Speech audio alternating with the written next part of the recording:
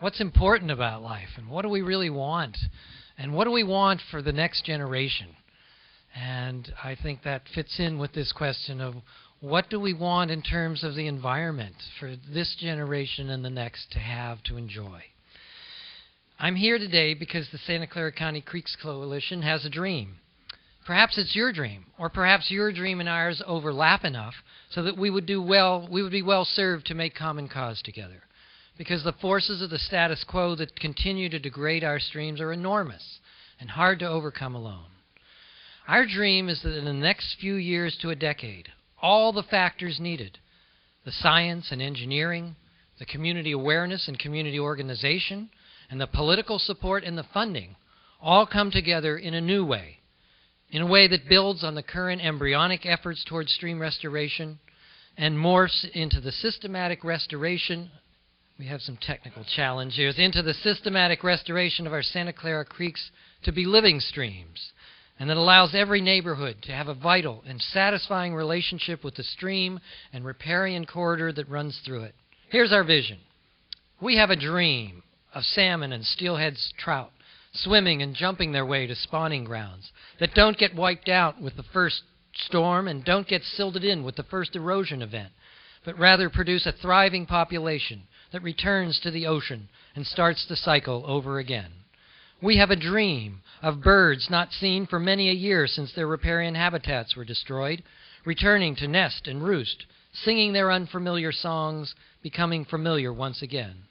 We have a dream of giant oaks and stately sycamores and streamside willow and cottonwoods in habitat restored to their traditional flow and vegetation patterns. We have a dream of cool water refuges sustaining cold water fish throughout the hot summer months. We have a dream of stream flows that rise and fall and gush and trickle in a stream shape configured and a landscape managed so that these flows enhance environmental diversity rather than erode it to oblivion. We have a dream of school children eagerly sifting through stream muck with their fingers, discovering and being dazzled by the shapes and colors of creatures unimagined. We have a dream of teens playing ball in sports fields in the floodway. We have a dream of families noisily picnicking in park-like spaces in the floodway, but far enough away to not disturb the stream. We have a dream of young parents walking hand in hand with their little loved ones along trails and passing through a riparian forest and across a pedestrian bridge that lets them see and hear and feel the stream. We have a dream of senior citizens slowly walking and then sitting in a streamside bench on an early spring morning, listening and watching with smiles on their faces to the sounds of the stream, the calling of birds, and the light on the leaves of trees. We have a dream of homeowners protected from flooding, not by destroying the life of the stream, but with a combination of natural flood protection and flood-proofing of structures. Now, this is not a new dream. It's just the reflection of decades of creek and trail and neighborhood advocacy efforts and the evolution of governmental agency focus on environmental issues. If we look at the historical pattern, we see what could be thought of as a great convergence, a phenomenon that has been building in the last decade and that had its origins in the 60s and 70s. It's not a linear, constantly building phenomenon, but one with its leaps forward and then backsliding and then leaping forward again. In the right corner, we have the movement of the Santa Clara Valley Water District towards stream stewardship. And on the left, the movement of the Regional Water Board toward a watershed approach to its mission. And along the sides, we have the neighborhood movement, the Trails Advocacy Movement, the Creeks Advocacy Movement. And there are municipal efforts to incorporate trails, parks, and riparian issues into their plans and policies. Now let's look at 4 of these threads just as examples of this great convergence. One thread is the Creeks Advocacy Movement. In the 80s, the Coyote Creek Riparian Station was created. It focused on the relationship between stream and bird habitat in the lower Coyote. In 1990, the Santa Clara County Creeks Coalition was formed by Creek advocates Linda Elkind and Dina Moser and others. They went high-tech and created a professionally produced video that highlighted the ways in which development was harming our creeks and how a riparian setback ordinance could encourage creek-friendly development. Today, the Citizens for a Livable San Jose, who has a table in the back here, is working hard to assure that the policies that came out of that effort 15 years ago are consistently implemented.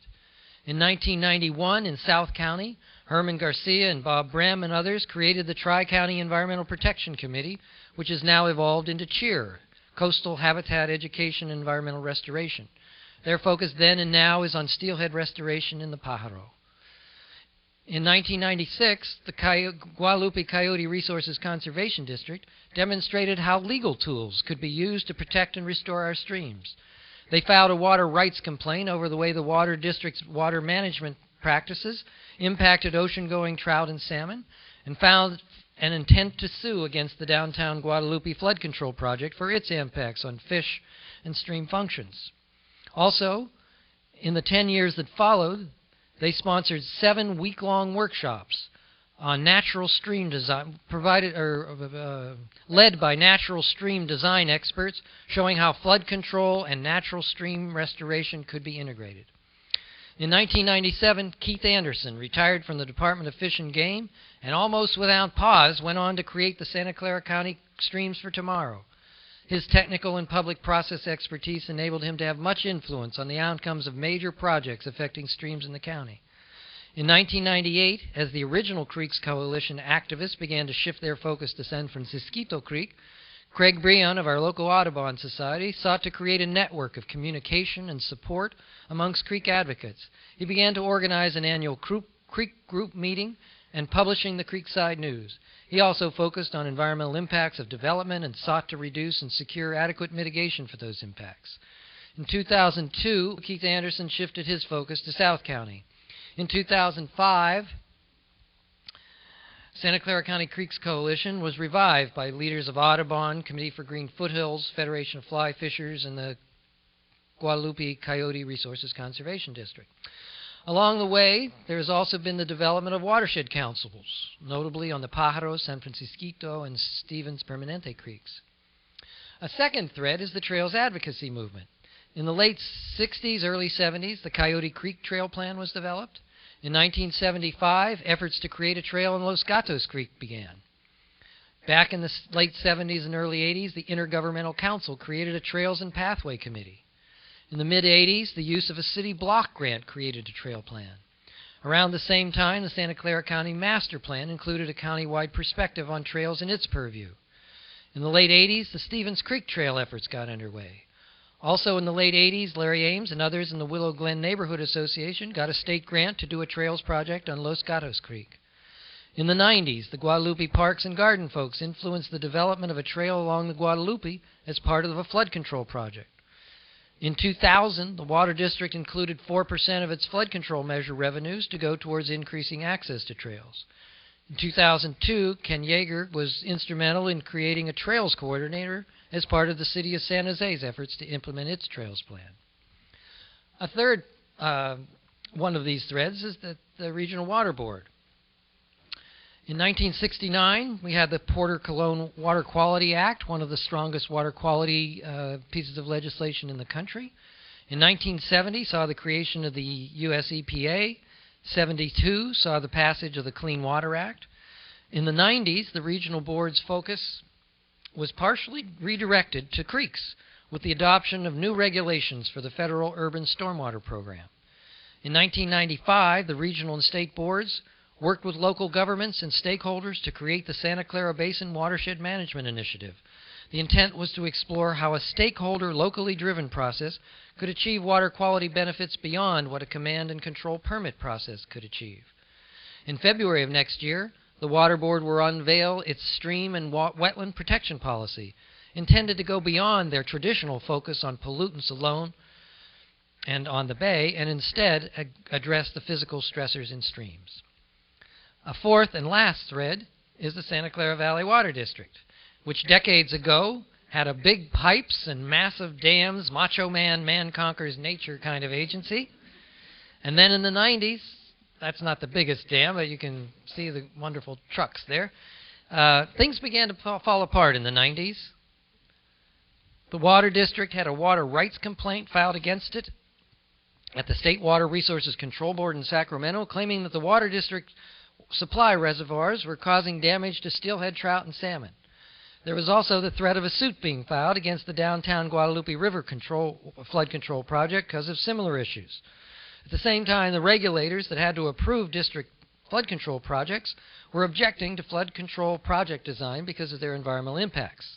Around this time came Greg Zlotnick, elected to the Santa Clara Valley Water District Board, taking his seat in 1997. Having come from the Department of Fish and Game, he argued that the board needed to give policy direction that environmental stewardship become integrated into the mainstream of district operations. Without such a shift, his experience indicated that the district programs and projects would continue to run into regulatory roadblocks. Some board members were initially more receptive to this perspective than others, but ultimately the board unanimously adopted new environmentally focused policies. Meanwhile, the district was doing voter polls, calling random samples of voters to find out what they thought.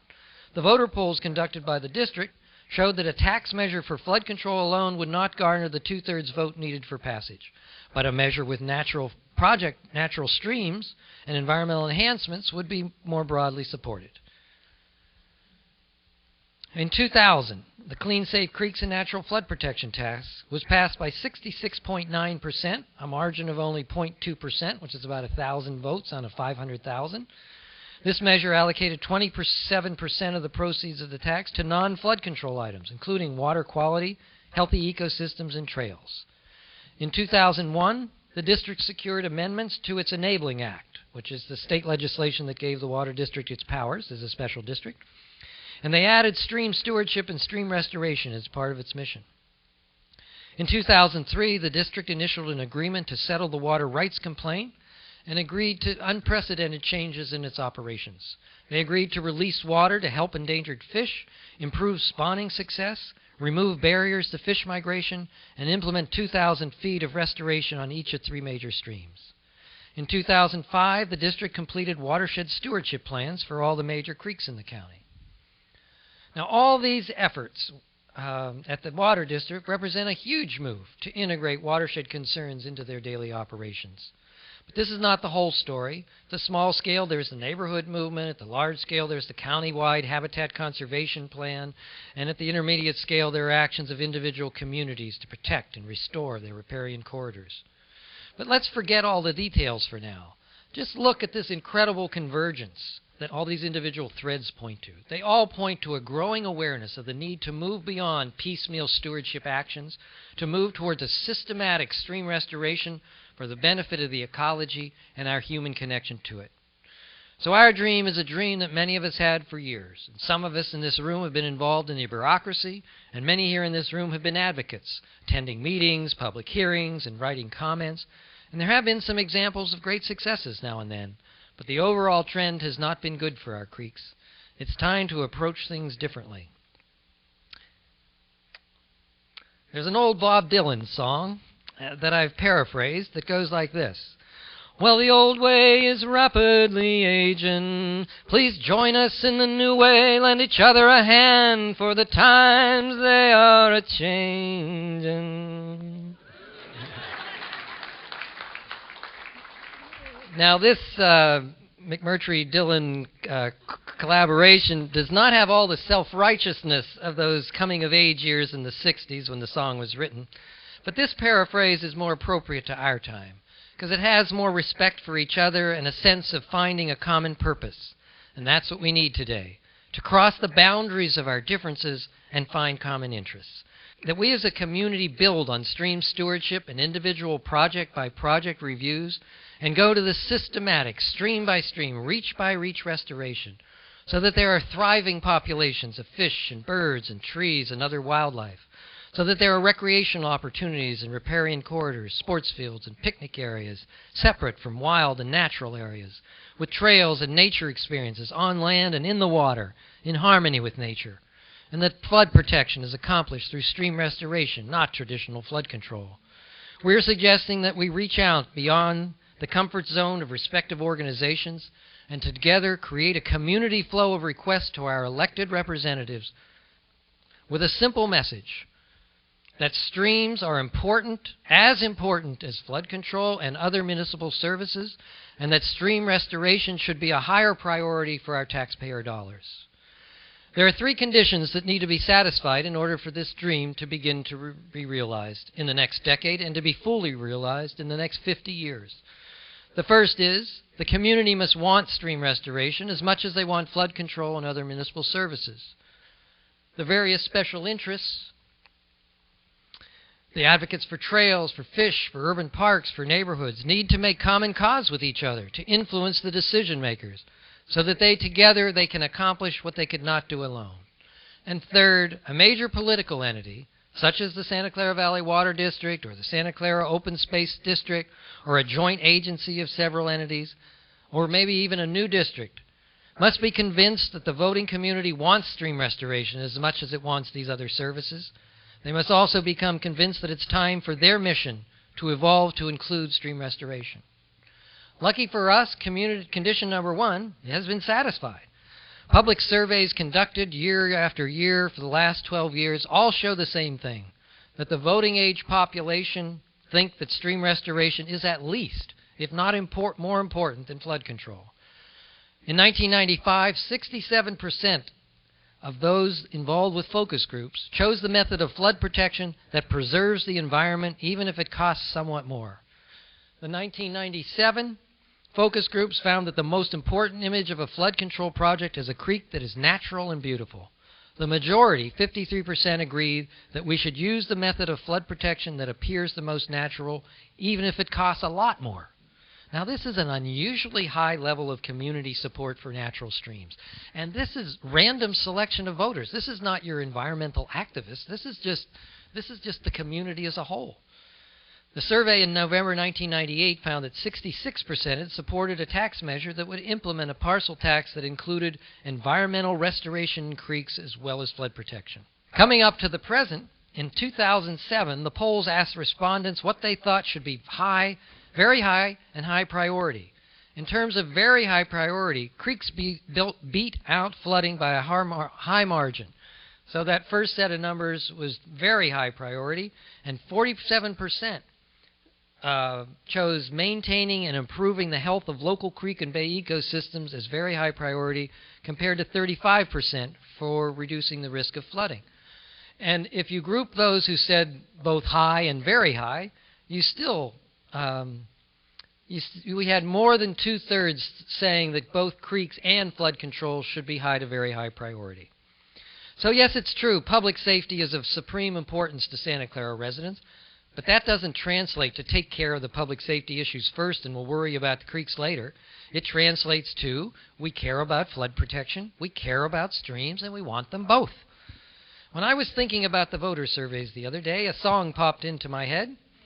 One of those patriotic songs we used to sing every 4th of July at our neighborhood celebrations when my kids were growing up. We'd have around-the-block races for the kids and the adults and water balloon tosses and a potluck dinner, and then the neighborhood choir would come out. I'd read the Declaration of Independence. We hold these truths to be self-evident, that all people are created equal, and so on and so forth. And then the choir would sing songs like America the Beautiful and Bread and Roses. Now, Bread and Roses came out of the 1912 textile workers' strike in Lawrence, Massachusetts. 2 women were carrying a banner that said, "We fight for bread, but we fight for roses too." And yes, having enough bread to eat was fundamental to them, but they wanted the pleasures of life too. And I think that's what the voter surveys are saying. We don't want to choose between public safety and healthy creeks. We want resources to go to both of them. They want protected from the floods that occur every 15 to 100 years, and they want to experience the day-to-day joys of having a living stream in their neighborhood. Condition number 2 is a bit more difficult.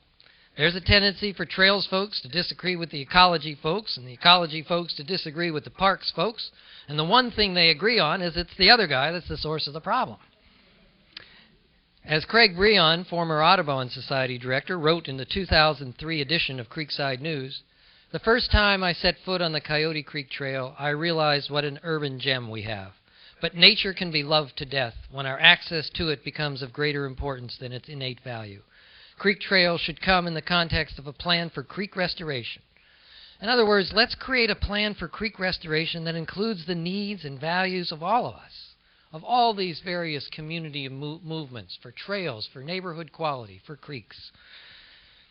We need a plan where we listen to each other and actively incorporate others' goals into our own." Condition number 3 is political will. Now, finding the political leaders to champion the cause of stream restoration will not be easy either. The current fiscal and political climate is not one conducive to elected officials standing up and championing a new program. And there's an identity issue. Existing institutions don't see it as their primary responsibility to take this on. There's also the perception that this zeal for creeks is only the purview of some environmental activists, not representative of the community as a whole. So we are about to launch a campaign to determine who's got the accurate view here. Are we right or wrong that the voters want both flood control and stream restoration? We're going to start a petition campaign built on the format that the NRDC has used in its global warming campaigns, where it basically is a petition to elected officials and cites some, we haven't worked out all the details, but it basically cites we want streams to become more important. We're also going to go high-tech in our outreach. We're taking the old 1992 video, Bay Streams, Cement Banks or Green Banks, which we're going to see a little bit later, and we're going to update it to reflect everything that's happened since that shooting and what the current challenges are. We're going to be taking it out to neighborhood organizations and community organizations, asking people to be part of this network of interest in streams, and asking them to write letters or sign petitions and make their priorities known. Our goal is to have at least one sympathetic individual in every neighborhood and civic organization by the end of 2008. We hope we can show elected officials that stream restoration has widespread support, not just with environmental activists. We are hoping that either the Santa Clara Valley Water District or the Open Space District, or a combination of thereof, will see the wisdom in taking stream restoration as part of their core mission and funding it as if it were something just as important as their other services. And we hope to find an agency willing to take this on by 2012. So how do we propose that we move forward? If we think too big, like Alice in Wonderland, we may plug up all the doorways that lead to forging the alliances we need. Conversely, if we think too small, we may not be able to reach up and get the key to open those doorways of cooperation and movement down the path to success. So here's our strategy. First, there's this annual Creek Conference. Conference like this for all the participating organizations to tout their own horn, solicit support, and recruit participants. But more importantly, or equally importantly, it's for all of us to develop alliances outside our own organizations, which means a reciprocal relationship. You find support for your agenda, and in exchange you find agendas of others that you can support. We're looking to this event to help build the community convergence to improve the quality of the riparian corridor. Neighborhood community education and outreach, as mentioned before, we'll be taking our updated video out to all kinds of community groups to inform them about creeks and creek issues and to encourage participation in our advocacy issues and to build alliances. We also have this erosive forces effort, which is focused on the question of, well, what causes our streams to be eroded and what can be done about it? And this is based on a multi-stakeholder approach, where we're working with the Santa Clara Basin Watershed Management Initiative, the Northern California Home Builders Association, City of San Jose, the Urban Runoff Program, the Water District, to show what are the things we all agree on and what are some of our different approaches to move this ahead. And our intent is to take this out to various decision makers in municipalities, both staff and elected officials. Within the Water District, we're trying to be in dialogue with the Water District, learning from them and informing them, being in conversation at numerous levels. Conversation with board members, working with their policy committees, working with their staff-level strategic initiatives, working with their Measure B tax measure committees, and implementation of their water rights complaint settlement. At this point, we can't tell the potential for success here, but we plan to keep on keeping on and see what emerges. Now, we have some new projects. We are a very small group. This is our first conference. We're really just getting started. We're looking for people who might be interested in taking a leadership role in some of these new ideas we have. One of which is actually is derived from the Watershed Management Initiative's Watershed Action Plan, which has one section about the integration of of ecological principles and stream sustainability principles into general plans and also into something called riparian corridor specific plans, where you take a riparian corridor, you figure out how much room you need to have a living stream, you figure out where you could actually do this and where you couldn't, and you develop a long-term plan for getting there. So we're looking for people that are interested in the urban planning interface issues to work with us with this. Secondly, we have the trash cops. Trash is a big issue in the creeks. If you ever go down and look, it's disgusting and environmentally degrading and an eyesore. There's been a lot of focus on people going down repeatedly and cleaning out the same trash from the same place year after year. And some people looking at, well, could we put some mechanical devices in to capture trash? We're looking for somebody who's more interested in the prevention and enforcement. In effect, trash cops who don't let litter bugs, motorists or pedestrians, get away with trashing our creeks. I think at the recent, several months ago, joint meeting between the Water District and the City Council, a couple of City Council members expressed an interest in this enforcement aspect of trash prevention, and so we're looking for somebody to try to help build that. Next, we have nature walks and nature rafting and kayaking trips. We want to get the community from all walks of life involved in appreciating our streams and realizing the need for advocating for protecting and restoring them. Nature walks and on-the-water experiences would help this, so we're looking for some people who might want to help provide some leadership from that.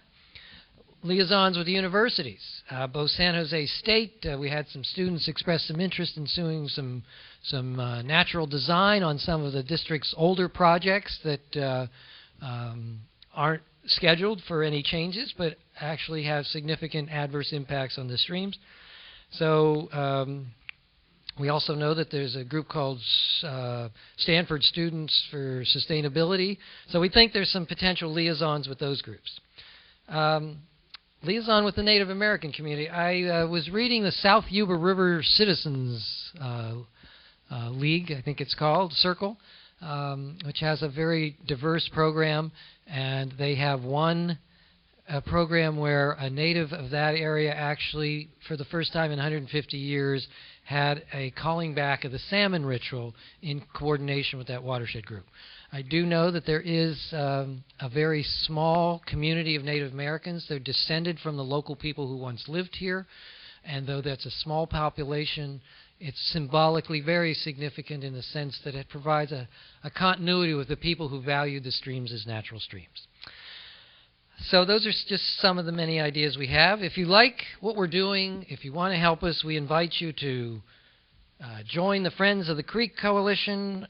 You'll receive our newsletter or volunteer for one of our focus groups. We accept checks, cash, online PayPal, and credit cards. We're interested in raising some money to fund our outreach efforts, but mostly interested in beginning to build a community network. I was going to end with a song, but I think I've sung enough, and I'll just say thank you for listening. Sing a song. Okay, well, this is a water song, and I see Phil Boble is sitting in the audience. Phil was one of the people that actually danced this song at the winter, if you could imagine Phil dancing. He was dancing at the... but it's a song about water. It's a song about water, and it has two parts. It's got Wishita doo-ya, doo-ya, doo-ya, Wishita doo-ya, doo-ya, which is sort of the low flow period, the gently back brooks. And then you've got when the flows rise and start to pound their way, we've got Washatanaya, hey-ya, hey-ya, Washatanaya, hey-ya, hey. So the song goes, Wishita doo-ya, doo-ya, doo-ya, Wishita doo-ya, doo-ya, hey. Washatanaya, hey-ya, hey-ya, Washatanaya, hey-ya, hey. Wishita doo-ya, doo-ya, doo-ya, Wishita doo-ya, doo-ya, hey. Ho!